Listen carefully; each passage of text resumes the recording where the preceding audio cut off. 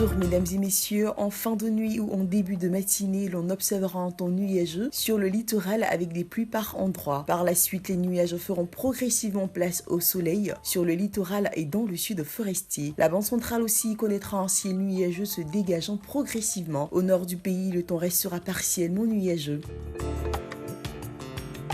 Côté température, on note 26 degrés à Abidjan, 24 à Adiaké, 25 à Bandoukou, 24 degrés à Boaké, 25 à Delwa, 24 à Dimbokro, Gagnoa, Korogo et Man, 23 à Odiné, 25 degrés à San Pedro, 24 degrés à Sassandra, Tabou et à Yamoussoukro. Dans la première moitié de l'après-midi, le soleil régnera en maître sur l'ensemble du pays, au milieu des larges éclaircies offertes par les nuages. En fin d'après-midi, l'on pourra observer des bourgeonnements nuageux le long du sud forestier et dans l'ouest. Ces bourgeonnements déboucheront sur des orages accompagnés de pluie et de la fraîcheur par endroits. Pour les températures de l'après-midi, on retrouve 33 degrés à Abidjan, 34 à Adiaké, 36 degrés à Bandoukou, 33 degrés à Boaké, 35 à Daloa, 37 à Dimbokro, 34 degrés à Gagnoa et à Korogo, 36 degrés à Man, 35 degrés à Odiéné, 33 degrés à San Pedro et Sassandra, 32 degrés à Tabou et enfin 34 degrés à Yamoussoukro. Merci d'avoir suivi avec beaucoup d'attention ce bulletin météo. Nous vous souhaitons de passer un très bon début de semaine et n'oubliez surtout pas de vous laver régulièrement les mains à l'eau et au savon.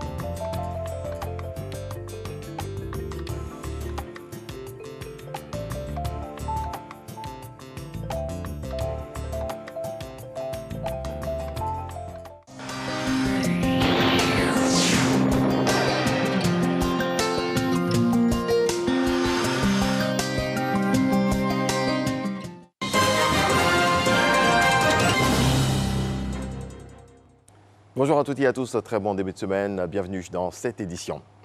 Vigilance et prudence face à la pandémie de coronavirus, c'est l'appel du ministre de la Santé et de l'Hygiène publique. Akawele a annoncé hier 36 nouveaux cas de Covid-19. Le nombre total de contaminations est donc porté à 1398, dont 653 personnes guéries et 17 décès. Du fait du Covid-19, les centres de santé sont de moins en moins fréquentés.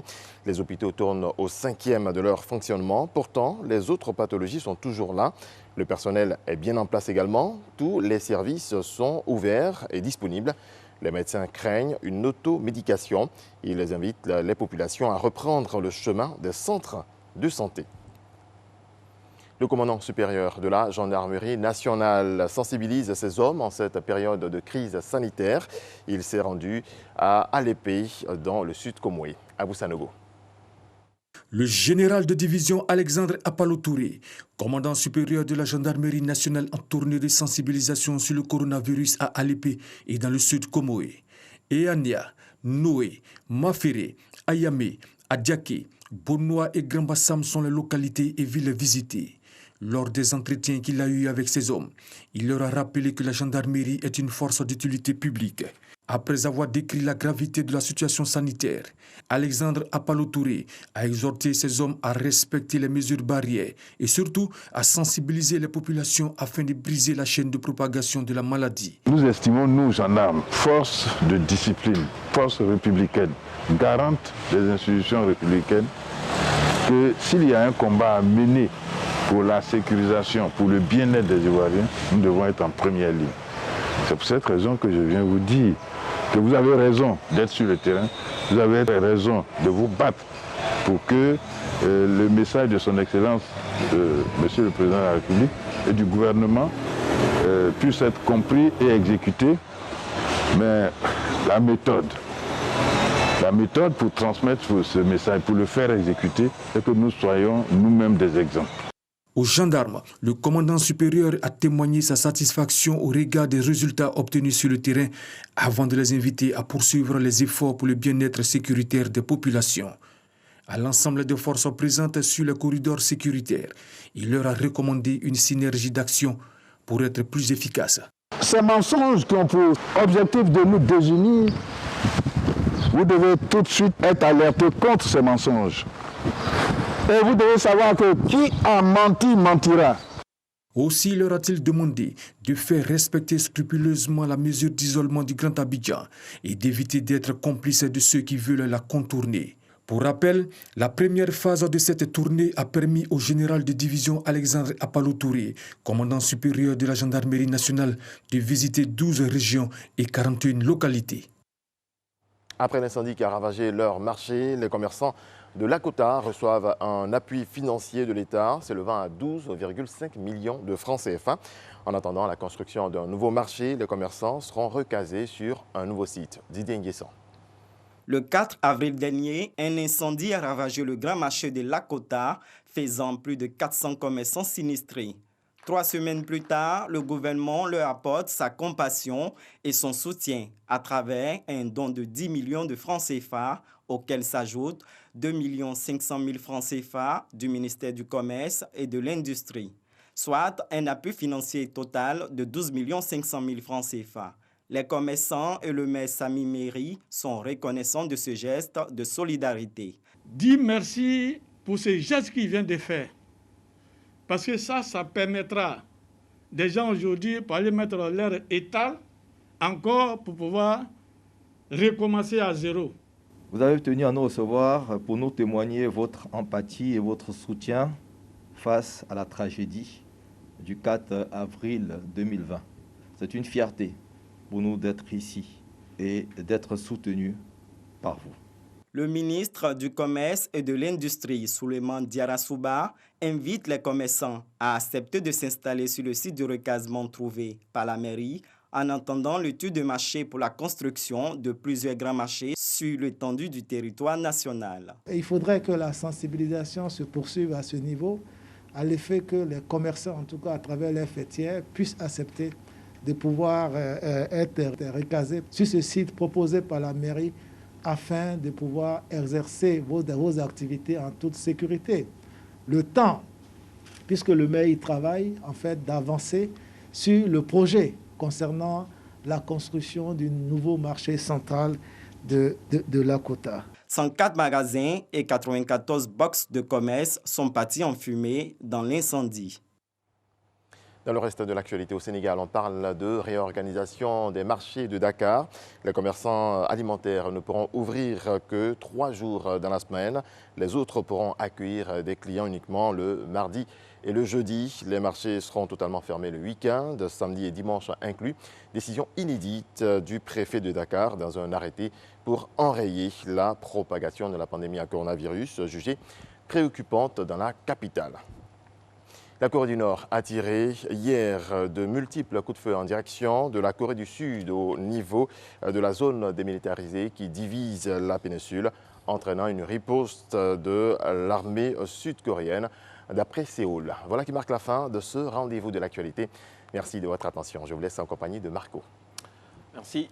Bonjour à toutes, bonjour à tous, mesdames et messieurs. Merci d'être en notre compagnie en ce premier lundi du mois de mai, le 5e mois de l'année qui a commencé depuis vendredi avec la fête du travail. Et justement, parlant de travail, ce sera bien sûr le giron de ce rendez-vous. Travail chez nos frères, chez nos parents, chez nos sœurs du monde rural, du milieu paysan. Donc, on verra un peu comment le Covid est appréhendé là-bas. Et puis, on va parler aussi de travail, mais avec télé là-dessus, télétravail. Rien à voir avec nous qui travaillons à la télé. On va parler de télétravail et puis les pièges qu'il peut avoir dans le télétravail avec un autre invité qui fait partie donc des invités iconiques de la matinale depuis bien des années maintenant, spécialiste de la sécurité informatique. Mais avant lui, on aura un ingénieur agronome qui nous parlera un peu de ce qui se passe dans le monde rural parce qu'à Matin Bonheur, quand on parle de la valeur travail, c'est aussi nos parents paysans qui abattent un travail magnifique. Ils n'ont pas de matricule à la CNPS ou à la SEGRAE, ils n'ont pas de retraite, mais franchement, ils abattent un travail colossal et le monde et notre pays vraiment tient grâce à eux. Matin Bonheur, matin de la proximité. Bienvenue, mesdames et messieurs. Dans quelques instants, on se retrouve. Je rappelle que c'est Christelle Akoussa qui réalise ce rendez-vous premier de la semaine.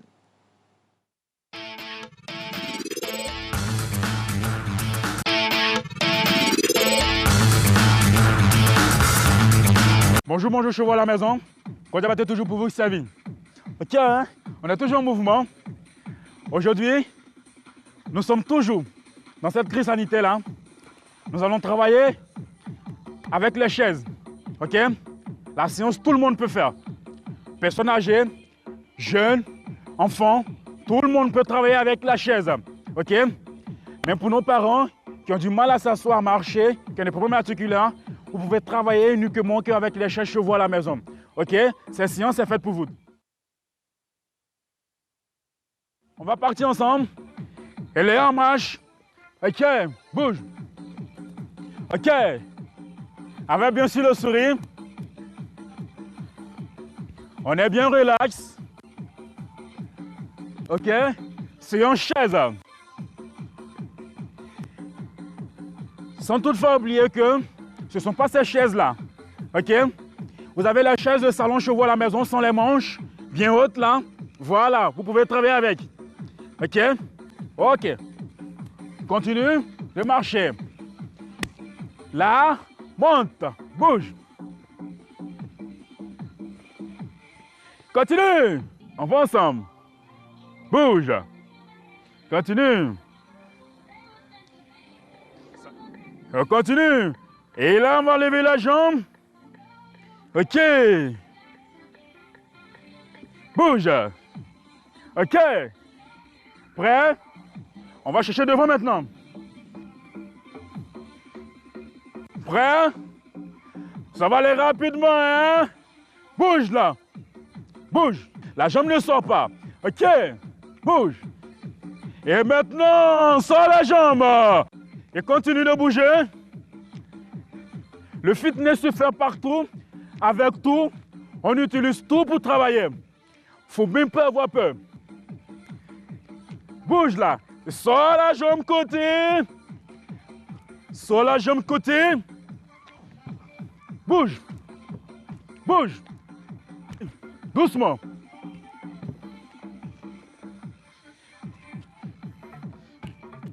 Continue de bouger. Et marche, récupère. Marche, récupère. Marche, récupère. Ça peut aller? Ok. Marche, récupère. Bouge là. Continue de taper la jambe. Ok. Bouge, hein. Ok. Lève de jambes. Sors. Doucement. On nous revient. Ok. Continue de bouger. Continue. Tout doucement. Encore. Ouvre. Sépare bien la jambe.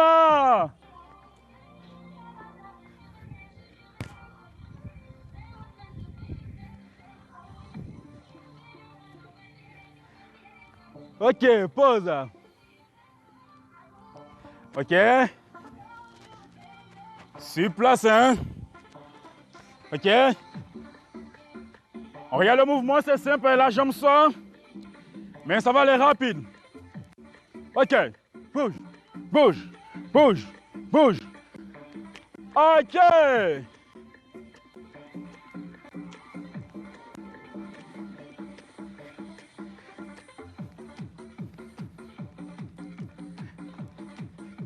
Échange.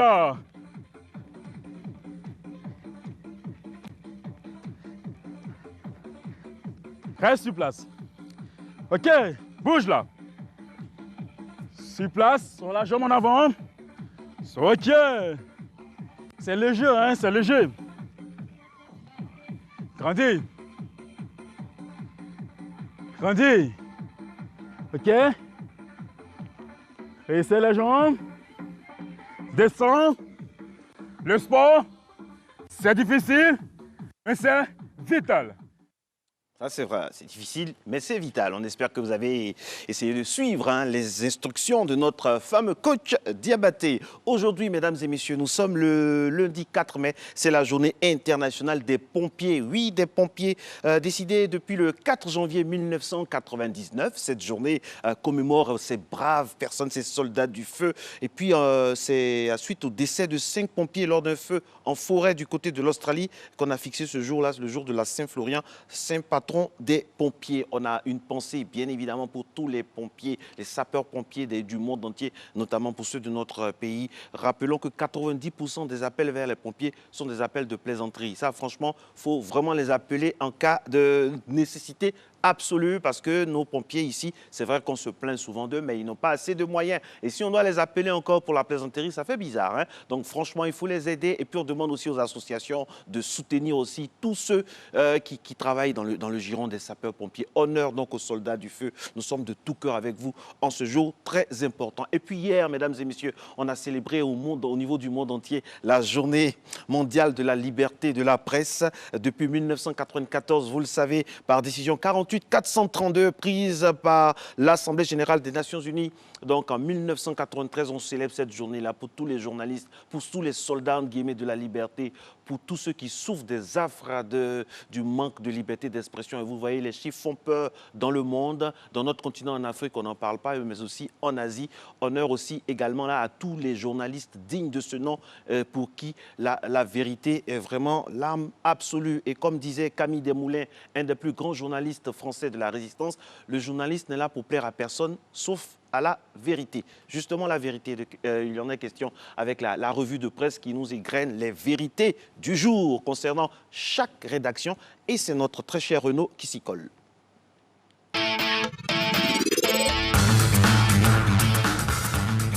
Bonjour Renaud. Bonjour Marco. Comment ça va? Ça va super. Ça va bien? Ça a été le week-end? Très bien. Ok, bien reposé, ça se voit. Week-end. Première information avec vous. Lutte contre le coronavirus, la Côte d'Ivoire confrontée à un gros problème, mon très cher Renaud. Bonjour à tous. Effectivement, c'est ce que barre à sa une l'Inter. Ce problème en question, c'est le cas des personnes testées négatives au coronavirus et qui refusent de se soumettre à un deuxième test, alors que selon le confrère qui cite le ministère de la Santé et de l'Hygiène publique, c'est ce deuxième test qui permet de confirmer qu'une personne est testée positive ou non au coronavirus. Face à cette situation qui met à mal les efforts du gouvernement dans la lutte contre la pandémie, le quotidien qui va au-delà de l'info révèle qu'une réunion de crise est prévue ce lundi 4 mai. Et franchement, comme le disait le président de la République lors de son discours, l'un des adversaires de tout ceci, de notre lutte, c'est l'indiscipline. Vraiment, le mot discipline est au milieu de notre devise, c'est pas pour rien. C'est parce que c'est la discipline qui soutient l'union et qui tend vers le travail. Il faut respecter tout ça. Alors, lutte contre toujours le coronavirus. Attention, des Chinois débarquent à Abidjan. Renaud. Oui, ce sont effectivement 12 Chinois spécialistes du Covid-19 qui sont arrivés dans notre pays à l'invitation du gouvernement, rassurez-vous. À l'arrivée de ces experts à l'aéroport international Félix Houphouët-Boigny, un malentendu relatif aux mesures de sécurité en vigueur dans le cadre de la lutte contre le Covid-19 a failli créer un incident selon Soir Info. Ah. Aucun cas confirmé de Covid-19 n'a été signalé à l'intérieur du pays depuis 10 jours. Tout à fait, car le dernier cas de contamination hors du Grand Abidjan remonte au 21 avril 2020. Selon le ministère de la Santé et de l'Hygiène publique, c'est la mesure de confinement du Grand Abidjan qui a contribué à briser la chaîne de contamination de la maladie à coronavirus à l'intérieur du pays. Pour rappel, la Côte d'Ivoire compte 1398 cas de contaminés au Covid-19, sur lesquels on note 17 décès et 653 guéris. Et puis le Premier ministre appel à l'union face au coronavirus. Mobilisons-nous pour surmonter cette crise. C'est le message lancé par Amadou Gon Coulibaly à la cérémonie marquant la commémoration de la fête du travail. À cette occasion, le chef du gouvernement, selon le Patriote, a annoncé que plus de 1800 milliards de francs CFA ont déjà été dégagés dans le cadre du plan de riposte économique et humanitaire. Et puis un appel a été lancé au patronat ivoirien lors de cette cérémonie. Il faut privilégier la préservation des emplois. C'est le message qu'Amadou Gon Coulibaly a envoyé au chef d'entreprise. Le Premier ministre, au cours des échanges qu'il a eus avec les centrales syndicales lors de cette cérémonie, a réaffirmé l'engagement du gouvernement aux côtés des travailleurs dans cette crise inédite. Et puis le Premier ministre ivoirien est en France depuis samedi dernier. Oui, Amadou Gon Coulibaly s'y est rendu pour un contrôle médical. En son absence, l'intérim de son poste est assuré par le ministre d'État, ministre de la Défense Ahmed Bakayoko, selon un communiqué du secrétariat général de la présidence de la République. La journée internationale de la liberté de la presse a été commémorée hier. Vous en parliez tout à l'heure, le journalisme sans crainte ni complaisance, c'est le thème de l'édition 2020 de cette journée. À cette occasion, Sidi Tiemoko Touré a salué l'action des acteurs de médias et est revenu sur le rôle essentiel des journalistes dans un contexte mondial marqué par la diffusion des fausses nouvelles. Pour le ministre de la Communication et des Médias, dont les propos sont rapportés par l'Inter, il faut rendre hommage aux hommes et femmes qui ont fait le choix de permettre à leurs concitoyens de vivre dans la lumière de l'information pour le bien-être commun. Absolument, le bien-être commun, très important. La pré-campagne de l'élection à la présidence de la Fédération ivoirienne de football se déroule dans une atmosphère, franchement, il faut le dire, peu sportive. Tout à fait. L'absence de bon ton dans cette pré-campagne sur les réseaux sociaux, notamment, est dénoncée de façon unanime par l'opinion publique et aussi par les staffs des différents candidats.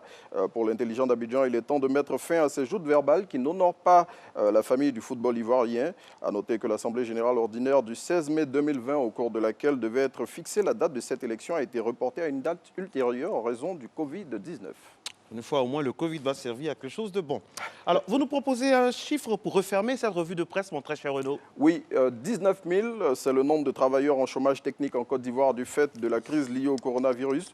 L'information a été donnée ce 1er mai 2020 à l'occasion de la célébration de la fête du travail par le secrétaire général de la centrale syndicale Humanisme. 19 000, il s'agit c'est officiellement ou bien? Oui, officiellement. Parce que si on veut rentrer dans le secteur informel, là, c'est plus que ça. Non, là, on va aller à des chiffres compliqués. À des ça chiffres sera compliqués. plus de 19 000. Voilà, vraiment, Dieu fasse que le Covid parte rapidement, parce que ça indispose le tissu économique de tous les pays. Merci beaucoup, Renaud. Merci. Je vous souhaite une très très bonne journée. À vous aussi, puis on se retrouve mercredi. On se retrouve mercredi, par la grâce de Dieu. Merci d'être avec nous, mesdames et messieurs. Aujourd'hui, c'est la Saint-Sylvain.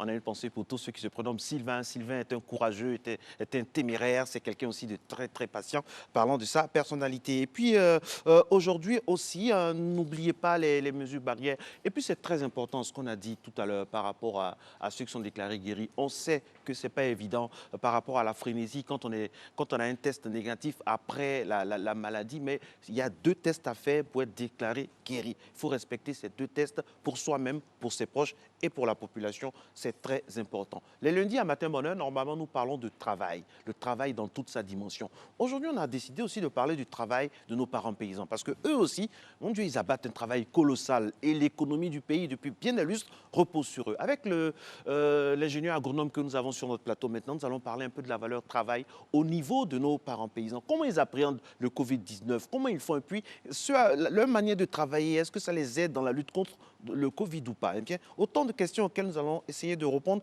avec notre expert sur ce plateau. Parce que dans le monde paysan, ça travaille aussi.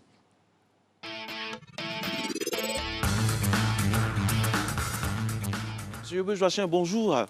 Comment ça va? Bonjour. Alors, tous les jours, on parle de tout, mais on ne parle pas trop souvent de nos parents paysans qui travaillent. La valeur travail est une valeur vraiment très noble en milieu paysan, en milieu rural.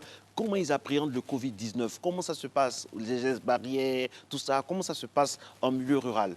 Bon, disons que le Covid-19 touche aussi la population agricole de notre pays. Et donc, vous savez que le Covid-19 touche toutes les couches de la société ivoirienne. Et nos parents paysans, qui sont les producteurs et qui sont en deuxième ligne, c'est eux qui doivent nourrir la population ivoirienne, ils sont aussi touchés à fond par cette maladie. Donc, ils appréhendent évidemment cette maladie et nous sommes là pour leur apporter un certain nombre de conseils pour qu'ils puissent produire dans une situation qui est assez difficile en respectant les gestes barrières. Alors, quels sont les problèmes qu'un paysan peut avoir en travaillant par rapport au Covid-19 et comment il doit s'en protéger? Bon, d'abord, le Covid-19 constitue un risque sanitaire important. Tout à fait. Donc, il y a des mesures barrières que l'État ivoirien a définies et que nous devons respecter. Porter les masques, porter les gants, avoir le gel hydroalcoolique, etc., etc. Donc c'est important. Mais au niveau de nos parents paysans, c'est des gens qui travaillent aussi au champ. Ils utilisent des produits phytosanitaires. Et dans l'utilisation des produits phytosanitaires, ils utilisent aussi des équipements de protection individuelle. Donc notre rôle, c'est de faire en sorte qu'ils ne confondent pas les équipements de protection individuelle utilisés au champ par rapport aux équipements qu'ils utilisent en ville contre le Covid-19. Ah, ça veut dire que, par exemple, c'est vrai ce que vous dites. Parce que pour se protéger des produits, des effets nocifs que pourraient avoir des produits phytosanitaires, il y a une combinaison, tout ça, qui nous rappelle un peu les protections contre le Covid-19. C'est ça. Il y a aussi des gestes barrières. Oui, et ces gestes barrières, vous avez des masques, vous avez des gants, vous avez des bottes, vous avez des combinaisons. Donc ça, c'est pour traiter les produits phytosanitaires. De l'autre côté, pour le Covid-19 aussi, il y a des équipements qu'il faille utiliser. Les masques, les gants et des protections, le savon hydroalcoolique, etc., etc. Donc tout ça, c'est important. Mais il ne faut pas confondre. Une fois qu'on a fait le traitement au champ, il ne faut pas venir au village ou en ville avec son équipement de traitement phytosanitaire. Ça risque de créer des problèmes d'intoxication au village ou au niveau de la famille. Donc, on attire l'attention de nos parents paysans. Il faut faire attention. Les deux équipements doivent être dissociés pour ne pas faire la même chose. Il y a les équipements de Covid-19 qui ne doivent pas être utilisés pour aller faire les traitements phytosanitaires et les équipements de protection individuelle utilisés pour les traitements phytosanitaires ne doivent pas venir en ville pour se protéger contre le Covid-19. Soit dit en passant, on assiste à énormément de débats au niveau mondial par rapport aux produits, phytosanitaires. Est-ce que ça peut aggraver le cas en milieu rural par rapport au Covid? Leur utilisation dans l'air, tout ça? Bon, moi je dis ça, je ne suis pas spécialiste. Bon, en fait, les produits phytosanitaires sont aussi des produits toxiques. Il ne faut pas se le cacher. Mais c'est des produits qui sont utilisés pour lutter contre les ennemis des cultures. Un paysan qui ne traite pas son champ, il risque de perdre toute sa production. Par exemple, le cotonnier, s'il n'est pas traité, vous perdez 100% de votre production. Le cacaoyer, si vous ne traitez pas, vous perdez 60 à 70% de votre production. Est-ce que le paysan doit planter ses cultures pour servir de nourriture aux insectes? Non. Donc, le paysan plante pour pouvoir avoir de l'argent pour pouvoir subvenir à ses besoins. Donc, il faut utiliser les produits phytosanitaires. Mais il faut les utiliser dans des conditions vraiment spéciales. C'est pourquoi nous leur donnons des conseils, nous les formons à l'utilisation efficace, responsable et rationnelle des produits phytosanitaires. Oui, effectivement, il y a une initiative magnifique avec le ministère de l'Agriculture et du Développement durable. Ils font en sorte qu'un groupe de personnes réunies au sein d'un ensemble qu'on appelle Crop Life à but non lucratif, vous les formez, vous leur donnez de petits gestes comme ça et c'est très très important. Mais justement, le ministère de l'Agriculture et du Développement rural, c'est notre ministère de tutelle, c'est le ministère de tutelle de Crop Life Côte d'Ivoire. Ensuite, nous travaillons avec le directeur de la protection des végétaux, du contrôle et de la qualité. Tout à fait. Donc nous assurons la formation de tous les acteurs de la chaîne des valeurs phytosanitaires. Et donc nous formons aussi les CDLPI, les comités départementaux de lutte contre les pesticides illicites, qui sont repartis dans l'ensemble, sur le territoire national, dans l'ensemble des départements de la Côte d'Ivoire. Est-ce que nos parents paysans qui nous regardent sont en sécurité? Il y a le Covid-19, il y a l'utilisation adéquate des produits phytosanitaires. L'un mis dans l'autre, est-ce que ça leur facilite la tâche par rapport au travail au quotidien? Mais justement, c'est ce que nous sommes venus leur dire. Le Covid-19 est là, qu'ils prennent des précautions vraiment indispensables. Comment? En respectant les gestes barrières. Les gestes barrières, tout ça c'est bien. Mais est-ce que dans les dons qu'on fait, tout ça, là, dans l'argent qu'on donne à tout le monde, à gauche, à droite, est-ce qu'on a pensé aussi à nos parents paysans qui sont dans les fonds des villages là-bas aussi? Bon, nos parents paysans, vous savez, c'est eux qui font l'économie de la Côte d'Ivoire.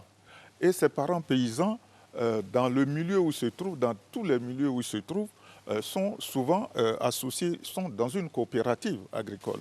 Et au niveau des coopératives, il y a des actions qui sont menées. Voilà. Donc, alors dites-nous, on parle de chômage technique, tout ça. Est-ce que dans les champs aussi, les manœuvres qui viennent, est-ce qu'on a diminué aussi? Est-ce qu'il y a le chômage technique aussi? Comment ça se passe là-bas? Bon, au niveau des plantations, effectivement, depuis que le Covid est venu et que les frontières sont fermées, on constate un manque criard de manœuvres agricoles qui sont là. Mais nos paysans qui sont là aussi prennent un certain nombre de dispositions pour pouvoir assurer la production agricole. Parce qu'il ne faut pas attendre. La Côte d'Ivoire est en danger à cause du Covid-19. Nos parents paysans doivent nourrir cette population qui est confinée. eux, ils sont sur le terrain, il faut qu'ils produisent. Et ils sont tellement courageux qu'ils continuent de produire dans ces conditions difficiles. Monsieur Yoboué, on nous dit souvent qu'en Côte d'Ivoire, on a énormément de produits phytosanitaires qui rentrent de façon illicite de pays voisins. On va en parler dans un instant parce que c'est très important. Ça met à mal la santé même de nos parents au niveau rural. Et puis nous dire un peu comment normalement devrait se faire cette entrée-là, sous quelles conditions, par rapport au respect de l'environnement, par rapport au respect de l'intégrité physique. Tout ça, je dis ça parce que dans un instant, on aura de la pub. C'est très important, mesdames et messieurs, de penser à ces personnes très importantes, dispositifs économiques de notre pays. On revient tout juste après ça.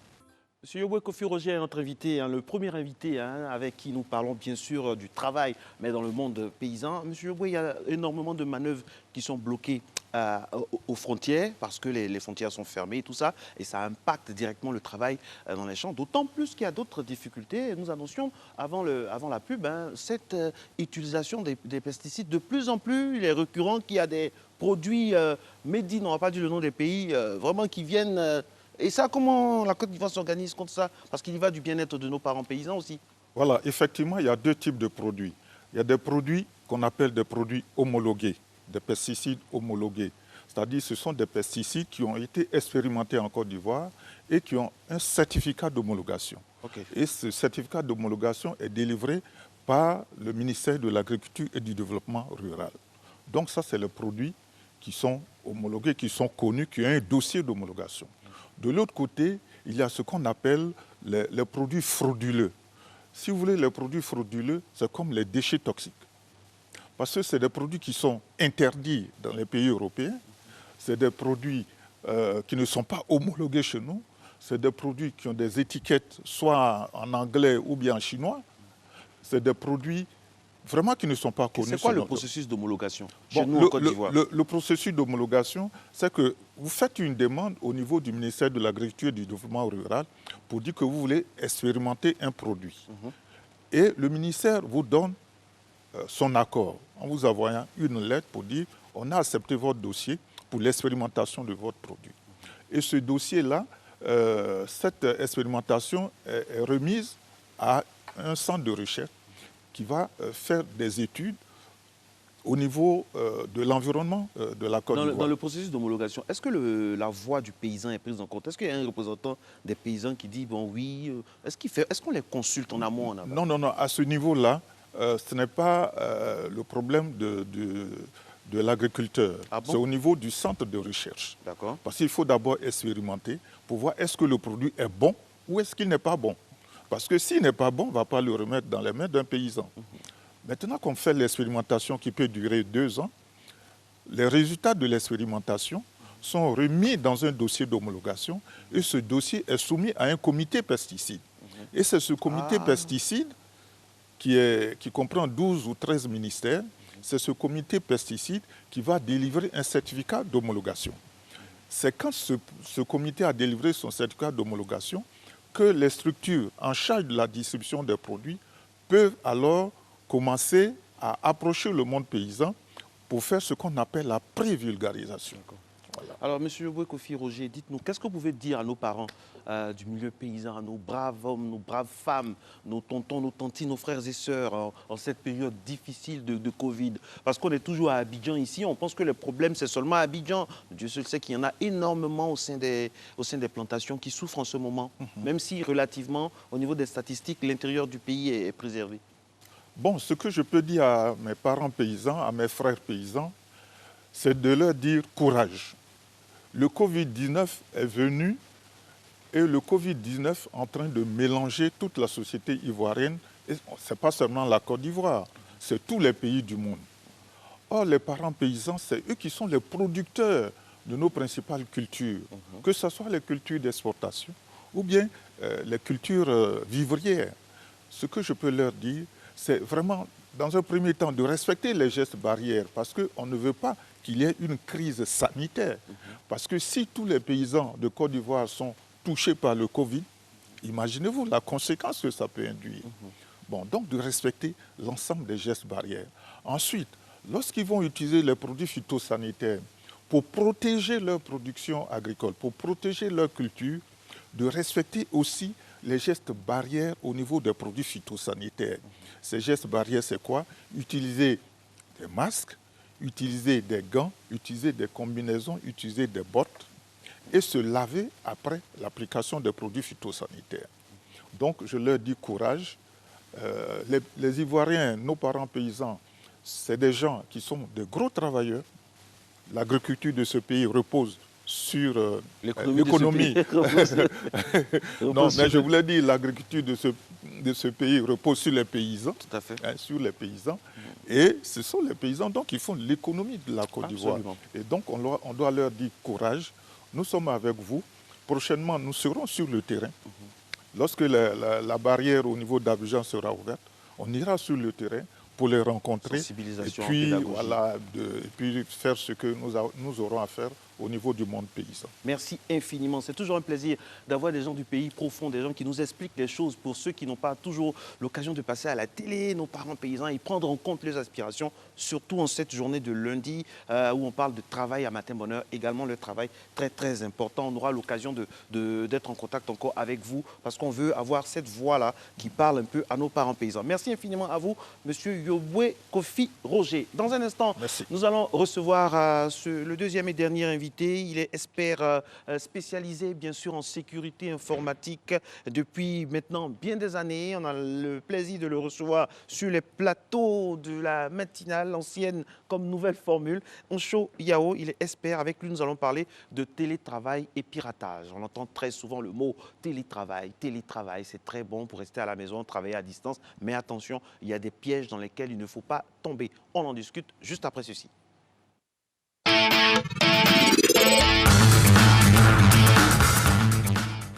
Choyao, bonjour, comment ça va? Toujours bien. Comment on se retrouve? Vraiment, on est très heureux. Ah oui, ça fait des années quand même au niveau de la matinale. C'est vrai. Et toujours la même verve, toujours la même ferveur, ça va bien? Oui, et heureux de voir un nouveau plateau, heureux de voir que la télé continue à évoluer. Ok. Alors, dites-nous, selon le site internet www.economie-matin.fr, en 2018, le piratage aurait coûté 45 milliards d'euros dans le monde entier. Alors, pour reprendre les fondamentaux et sensibilisation, donc pédagogie, c'est quoi le piratage et comment se décline-t-il en période de télétravail, mon très cher? Il faut vraiment comprendre en fait déjà le télétravail. Vous savez, le télétravail, on parle de travail à distance. Aujourd'hui, on est dans une période où les entreprises, les gouvernements ont compris qu'il ne fallait pas, il fallait respecter ce qu'on appelle la distanciation. Donc, à cause de cela, ça changeait les habitudes des clients, ça changeait les habitudes des employés et on est obligé de travailler aujourd'hui à distance. Mais dès qu'on parle de travail à distance, on est obligé d'utiliser certaines technologies et ces technologies-là ne sont pas toujours bonnes, elles viennent avec des faiblesses parce qu'elles ont été conçues par des hommes. Les pirates informatiques, ce sont des gens alors qui recherchent ces faiblesses-là, soit pour corriger, et alors on parle de pirates informatiques ou bons pirates, et on parle aussi de ceux qui utilisent ces faiblesses à mauvais escient pour détruire. Là, on parle de cybercriminels. Donc, dès qu'on parle de télétravail, on utilise des technologies. On est obligé de parler de piratage parce qu'il y a des personnes qui maîtrisent ces technologies et qui peuvent mal les utiliser. Ça veut dire que quand on décide, par exemple, d'être dans le giron du télétravail, il y a des précautions à prendre, pas seulement au niveau de l'organisation du travail à distance de ses employés, mais la sécurité de cette organisation également. Bien sûr, vous savez, la sécurité, c'est 3 piliers. C'est confidentialité, c'est intégrité, c'est disponibilité. Confidentialité, on se dit que ce qui est secret doit demeurer secret. Lorsqu'on travaille dans notre entreprise, on ne travaillait pas à distance, on savait qu'il y a des informations, comme les informations de nos clients, qui sont des informations confidentielles, qui sont des informations secrètes. C'est la même chose. Mais cette fois-ci, ces informations-là seront envoyées via les technologies. Est-ce que je suis sûr qu'il n'y a que moi et mon employé qui a accès à ces informations des clients? Aujourd'hui, par exemple, on parle de santé. Est-ce que je suis sûr que ceux qui viennent dans mon cabinet pour se faire dépister et qui envoient les informations, quand je dois stocker ces informations à distance à cause du télétravail, est-ce que je suis sûr qu'il n'y aura pas quelqu'un qui aura accès à ces informations? C'est autant de questions qu'on est obligé de se poser en temps de télétravail. Tout à fait, tout à fait. Alors, le télétravail rime avec mobilité. Quel risque informatique pour les entreprises en plus du piratage? Oui, dès que je dois me déplacer, dès qu'on parle de mobilité, dès que je dois me déplacer avec les informations, je suis obligé de me poser des questions. Pourquoi? Quand je me déplace, je vais utiliser par exemple cette technologie qu'on appelle Internet. Dès que je suis sur Internet, dans un réseau public, on a déjà un problème de sécurité parce qu'il y a d'autres personnes qui pouvaient avoir les informations qui normalement devaient être des informations qui se trouvaient uniquement en entreprise. Mobilité, je suis obligé d'utiliser des outils de collaboration. Donc je suis obligé d'utiliser des outils comme Zoom, comme Facebook, etc. Donc plusieurs outils. Mais ces outils-là, je ne suis pas forcément seul. Quand vous cherchez sur Internet, vous allez voir plein de piratages qu'il y a eu via ces outils. Donc automatiquement, il y a un problème de sécurité à ce niveau. Et même lorsque vous demandez à vos employés de se connecter, vos employés vont se connecter à partir de quoi? Par exemple, à partir d'un Wi-Fi. Dès qu'on parle de Wi-Fi, on vient d'avoir ce qu'on appelle de nouveaux vecteurs de sécurité. Parce que pour pirater, il faut utiliser certains vecteurs. Il faut utiliser soit le téléphone, soit l'ordinateur. Mais lorsque la personne se connecte à un Wi-Fi, c'est encore plus facile parce que vous n'avez plus besoin d'avoir un accès physique à sa machine. Vous pouvez avoir un accès distant. Dès qu'on parle de mobilité, on parle de nouveaux risques. Absolument, mesdames et messieurs, surtout vous, très chers chefs d'entreprise, c'est très important, la donne sécuritaire au niveau donc, du télétravail. C'est bien, le télétravail, c'est en vogue, c'est bien, mais attention, attention, il y a des informations qu'il faut savoir préserver donc, de l'entreprise jusqu'au domicile des employés. Allez, et vous, qu'est-ce que vous en pensez au niveau donc, du télétravail? On sait que c'est en vogue, cette pratique peut toutefois exposer l'entreprise à d'énormes risques comme le piratage informatique. Qu'en pensez-vous?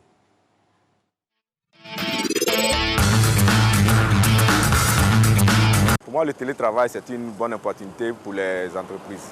Mais à travers cette forme de travail, il y a beaucoup de risques. Le travailleur qui est à la maison, il peut se tromper, il peut être distrait. Et puis aussi, il y a des informations qui peuvent filtrer, il y a des informations confidentielles qui peuvent filtrer. Il y a beaucoup de risques. Un individu d'un point A arrive à communiquer des informations à un individu qui est placé à un point B. Donc cet échange d'informations présente toujours des risques, vu que cet échange passe par l'outil informatique. Or, il y a des génies informatiques qui sont vraiment bien formés, bien cultivés, qui arrivent par des techniques vraiment très sophistiquées à souvent capter ces informations-là. D'où les risques, surtout au niveau des dossiers qui sont très sensibles. Des dossiers comptables, des dossiers commerciaux, des dossiers marketing. C'est ce qui emmène souvent le piratage industriel. Voilà, donc c'est une forme de travail qui, on va dire, qui s'accommode à la situation actuelle, mais qui présente d'énormes risques. Pour l'employé qui n'est pas habitué à utiliser ce nouveau système, c'est très risqué parce qu'il y a les pirates, il faut avoir les yeux sensibles qui peuvent être dérobés en ligne. Il y a aussi le manque de concentration puisqu'il n'est pas dans le cadre du travail. Voilà, il peut être distrait quand il n'est pas habitué à ce mode de travail. Donc les risques sont très énormes. Vous voyez aujourd'hui que l'Internet est visité par tout le monde. Les arnaqueurs, les bandits l'utilisent. Donc il se trouve que des fichiers peuvent se retrouver dans des mains de ceux qu'on ne croyait pas. Il y a tout ce risque-là. Vraiment, ils sont concernés. Hein. Oui, vous voyez que les Ivoiriens s'intéressent de plus en plus à tous les secteurs. Ils sont, en tout cas, merci à tous ceux qui ont été interrogés par notre Emmanuel Bonzo, notre journaliste reporter d'Images. Alors, notamment au niveau de la santé au Canada, on a une vague d'attaques comment on dit, hackers ou des hackers? On peut dire hackers. Oui, des hackers. Alors, ça veut dire que le télétravail est-il menacé? Oui, bien sûr, le télétravail est menacé. La question qu'il faut se poser, c'est que veulent les pirates? Le pirate qui attaque une entreprise, qu'est-ce qu'il veut concrètement? La première chose, on parlait tout à l'heure de confidentialité, il veut des informations confidentielles. Dans le secteur de la santé notamment, il veut savoir qui est dépisté, qui se fait soigner, quelle information il peut avoir sur ces personnes, son état de santé, son bilan de santé. Ce sont des informations qui sont importantes d'ordre politique. Ce sont des informations qui sont importantes parce que ce sont des informations qui peuvent conduire au chantage. Donc, ce sont des informations réellement importantes. On parlait de confidentialité. Donc, à ceux qui ont des entreprises, les pirates informatiques veulent des informations sur vos clients. Ils veulent savoir qui sont vos clients. Ils veulent savoir les numéros de téléphone, les identifiants de vos clients. Ce sont des informations confidentielles. Il veut les pièces d'identité de vos clients parce que vous avez les pièces d'identité de vos clients. Il veut vos informations juridiques et autres parce que vous traitez tout cela dans vos ordinateurs. Et aujourd'hui, à cause du télétravail, vous les faites passer via les réseaux informatiques. C'est une cyberguerre. Bien sûr, c'est réellement une cyberguerre. C'est vraiment une cyberguerre. Ensuite, on parle d'intégrité. Donc, je disais, la sécurité, c'est confidentialité, intégrité. Quand on parle d'intégrité, c'est être sûr que l'information que j'ai est la bonne information, que l'information n'a pas été modifiée. Vous savez, quand je prends le secteur de la santé, je dois rapidement comprendre que pour qu'un médecin prenne une décision, c'est à partir des informations qu'il a. Si ces informations-là sont mauvaises, si ces informations ont été modifiées, je prends un seul exemple. Si on doit faire une transfusion sanguine à quelqu'un et l'information de son groupe sanguin a été modifiée parce que les choses sont traitées informatiquement, vous voyez ce que ça peut faire. Donc, ce que le pirate informatique recherche, c'est de modifier, donc intégrité. Donc, ceux qui ont des entreprises, comment je pourrais aujourd'hui savoir que les informations comptables que j'ai sont les vraies informations si je les traite à distance? Il y a tellement de risques aujourd'hui. Et troisième chose, c'est la disponibilité. Et ça a été ça au niveau du Canada. Aujourd'hui, les pirates informatiques recherchent à rendre indisponibles les systèmes. Dans quel but? Mais dans le but de se faire de l'argent. Plusieurs entreprises, et même en Côte d'Ivoire, ont été bloqués, des serveurs ont été bloqués, empêchés de fonctionner. Des gens ont été, on parlait de ransomware, donc ce sont des logiciels qui sont installés sur des machines, sur des serveurs, et vous êtes obligé de payer des rançons avant de pouvoir continuer à fonctionner. Donc voici aujourd'hui à quoi les gens font face, et cela s'est encore plus accru à cause du télétravail. Alors, si au Canada, déjà, il y a des soucis, alors on imagine ici, comment nous on fait? Quelle est la riposte? Quelles sont les procédures en vigueur? Vous qui êtes souvent dans le monde, dans le milieu du travail, comment les sociétés s'organisent pour se protéger contre toutes ces éventualités-là? J'ai l'habitude de dire tout ce que les administrateurs informatiques savent. Les pirates informatiques le savent aussi. Mais ce que les pirates informatiques savent, les administrateurs ne le savent pas. Le plus important aujourd'hui, c'est d'abord la sensibilisation. La sensibilisation, c'est la première chose. Et on voit beaucoup de conférences en ligne qui sont organisées pour sensibiliser. Et c'est là qu'on félicite cette émission et la RTI qui permet en fait d'être sensibilisé sur les problèmes de piratage. On ne peut pas se protéger de ce qu'on ne connaît pas. Il faut savoir qu'il y a des risques. Il faut savoir qu'il y a telle technique qui est utilisée. Il faut connaître les techniques les plus en vogue. Donc la première chose, c'est sensibiliser au maximum les entreprises, mais surtout les employés. Aujourd'hui, la secrétaire ou l'assistant de direction, c'est elle qui lit tous les courriers et tous les mails de l'entreprise. Le comptable qui se disait, moi je ne connais pas l'informatique, moi je sais gérer juste tel outil. Aujourd'hui, il est obligé de connaître les technologies. Ça veut dire qu'il y a des mesures à prendre pour lutter efficacement contre le piratage des données informatiques du point de vue de l'entrepreneur comme du point de vue de l'employé. Bien sûr, le chef d'entreprise, il doit comprendre les risques et établir la politique de sécurité de l'entreprise. Comment, oui, le protocole, la politique de sécurité de l'entreprise. Donc, comment l'entreprise décide de fonctionner maintenant à cause des risques. Et deuxième chose, il y a au niveau de l'employé, quel outil, moi, en tant qu'employé, mon entreprise me donne ou que je peux utiliser pour pouvoir me protéger l'entreprise. Parce que si moi, en tant qu'employé, je suis victime, par exemple, d'espionnage de mon mari pourra avoir des informations qui sont des informations confidentielles de l'entreprise parce que ces informations-là, à cause du télétravail, viennent dans mon téléphone. Donc, le vecteur, les risques sont aujourd'hui énormes et tout le monde est obligé de penser piratage et sécurité. Ah oui. Est-ce que l'entreprise victime des affres du piratage informatique a les moyens de porter plainte? Vous savez, la Côte d'Ivoire, aujourd'hui, il y a des années, on parlait de vide juridique.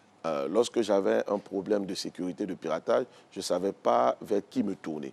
Aujourd'hui, la Côte d'Ivoire est réellement avancée dans le domaine. Ça a été l'un des premiers pays dans la zone à avoir une police dans le domaine. On parle de la plateforme de lutte contre la cybercriminalité, où tous ceux qui se sentent lésés dans le domaine du piratage, de la sécurité informatique, qui se disent on m'a volé, on m'a pris des informations, qui doutent même, peuvent se rendre dans cette unité, qui a une police spécialisée dans ce domaine, qui a des personnes qui maîtrisent la sécurité informatique, du piratage informatique et des personnes externes qui peuvent réellement intervenir. Et ce n'est pas seulement pour les entreprises, c'est aussi pour toute personne dans cette période qui a des problèmes de sécurité, peuvent aller vers la police. Et en même temps, il y a aujourd'hui sur Internet beaucoup d'experts indépendants, beaucoup de personnes qui font des enquêtes, qui accompagnent les entreprises pour aider, comme on l'a vu tout à l'heure, la Côte d'Ivoire évolue réellement dans le domaine de la sécurité informatique.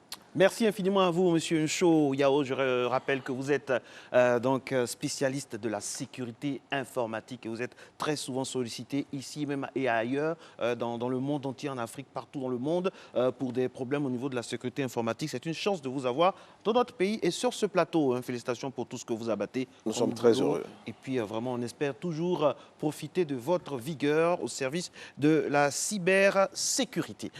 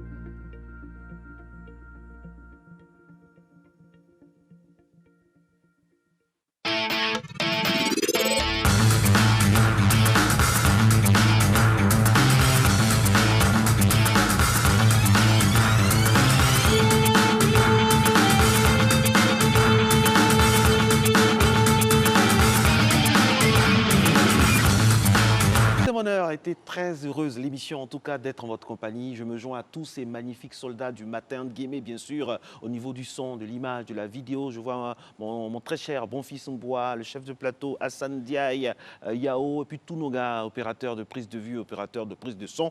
Tout cela concocté par la réalisatrice Christelle Akoussa et sous la supervision, bien sûr, de la rédactrice en chef. On se retrouve mercredi, mais demain, si vous passez par là, c'est le sourire et la candeur d'Alix Kokola que vous retrouverez. On termine par cette citation que j'aime bien. Lorsque survient une crise, il y a ceux qui attendent qu'elle passe et il y a ceux qui font tout pour qu'elle passe. Bonne journée.